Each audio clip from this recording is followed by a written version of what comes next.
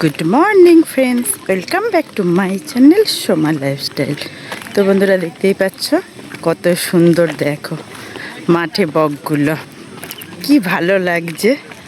তো তোমরা সকলে কেমন আছো? আশা করছি ভালো আছো, আমিও ভালো আছি। তো এখন থেকে আমি আমার ব্লগটা স্টার্ট করছি। আর দেখতেই পাচ্ছ এদিকে উঠে গেল সূর্য। কত সুন্দর দৃশ্য! এই দৃশ্যগুলো সকালবেলায় দেখে না ক্যামেরা অন না করে আর থাকতে পারি না। হাঁটতে হাঁটতে থেমে যায় এই দৃশ্যগুলো দেখার জন্য। আর এই বকগুলোকে দেখো মাঠের মাঝে বসে বসে খাচ্ছিল ঘাসের পোকা। এখন মানুষের মধ্যে দিয়ে দেখো উড়ে উড়ে আবার এক জায়গা থেকে আবার ওই যে ওখানে গিয়ে আবার ওরা সব জমা হয়েছে। তো দেখতেই পাচ্ছ চলে এসেছি পার্লারে। আর দেখো ঘড়িতে বাজে 9:20। তো মাঠ থেকে এসেছি, এসে চা খেয়েছি, যা যা কাজ সকালে যা যা করণীয় সব করেছি।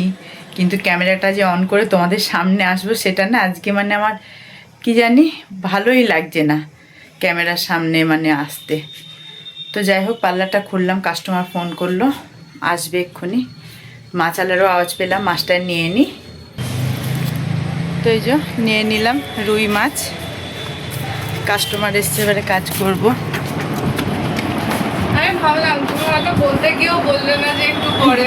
না না, আমি তো দেখছি তুমি ধীরে ধীরে আসবে, অসুবিধা নেই, আসো আস্তে আস্তে করে।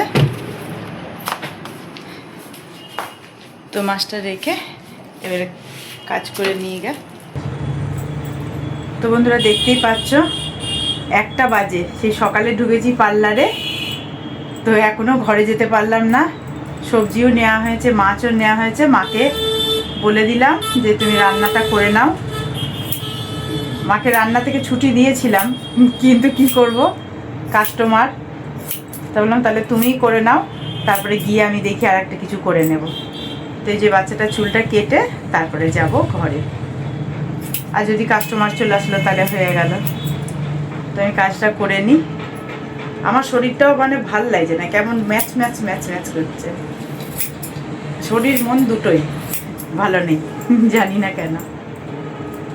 আমি কাজটা করে নিই, গিয়ে পরে দেখছি মা কি করছে।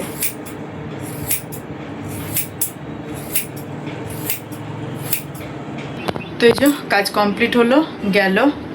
আর দেখো ঘড়িতে বাজে 1:25। যাই দেখি মা আমার না কেমন, দেখো মুখ চোখ কেমন লাগছে, শরীরটা ভাল লাগছে না। সবজিওয়ালাটা এখন দেখি চলে গেল, তার মানে অনেকক্ষণ আগেই গিয়েছে। দিয়ে যায় নাকি বাড়ি গেল? টমেটো দিলে আর জল দিবা না কিন্তু, হ্যাঁ ঝিঙে দিয়ে অনেক জল বেরোবে, এটাই হয়ে যাবে। একদম ইয়ে করো, ঢেকে দাও, কমিয়ে দাও, কমিয়ে দাও, আমি দেখছি এবারে। তো বন্ধুরা দেখতেই পাচ্ছ চাপিয়ে দিয়েছি পেঁপে ভাজা। কাস্টমার ছিল, তো মাকে বললাম তুমি তরকারিটা চাপিয়ে দাও। তো মা এই যে ঝিঙে দিয়ে রুই মাছ দিয়ে টমেটো দিয়ে এটা মা চাপিয়ে দিয়েছিল, আর আমি শেষ করি। এই যে হয়ে গেছে রুই মাছ দিয়ে ঝিঙে দিয়ে টমেটো দিয়ে ঝোল, আর এদিকে হচ্ছে আমার পেঁপে ভাজা। হয়ে গেলেই খেয়ে নেব। তো দেখতেই পাচ্ছ থালা নিয়ে বসে পড়েছি, খেয়ে নেব। অনেক দেরি হয়ে গেছে। হয়ে গেছে আমার পেঁপে ভাজা কমপ্লিট।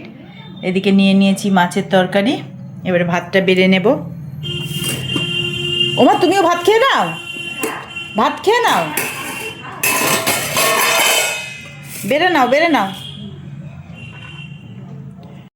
তো এই যে ভাত বাড়া কমপ্লিট হয়ে গেছে, এবারে খাওয়াটা শুরু করে দেব।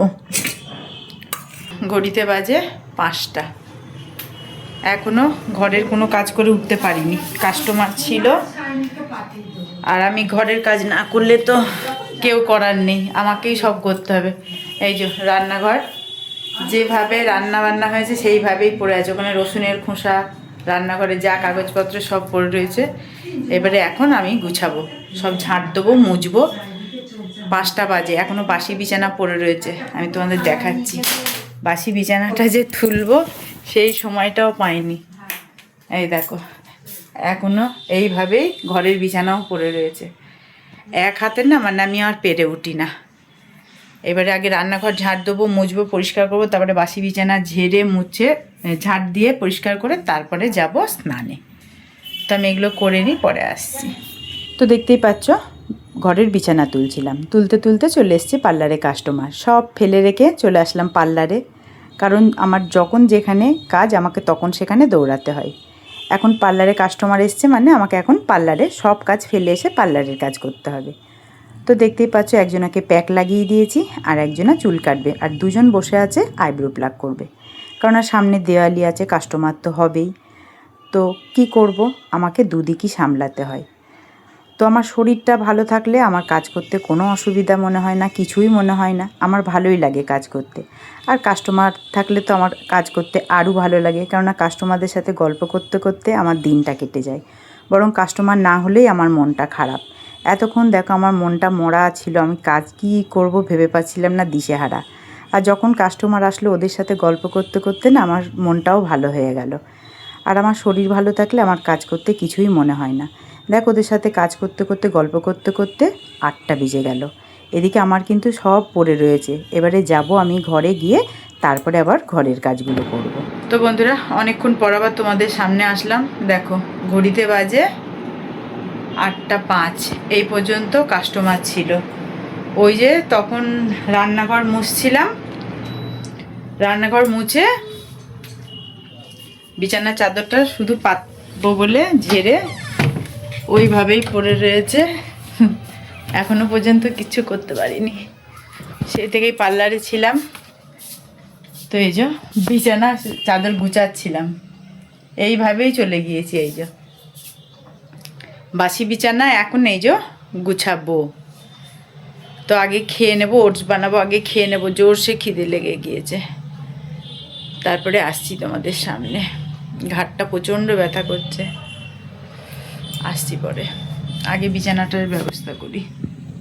তো বন্ধুরা দেখতেই পাচ্ছ উঠে পড়েছি খাটে, এক্ষুনি শুয়ে পড়বো, আর পাচ্ছি না। আর আজকে সারাদিনে ব্লগটা এরকম নির্জীবই হয়েছে। তো যা হয়েছে তোমরা একটু দেখো।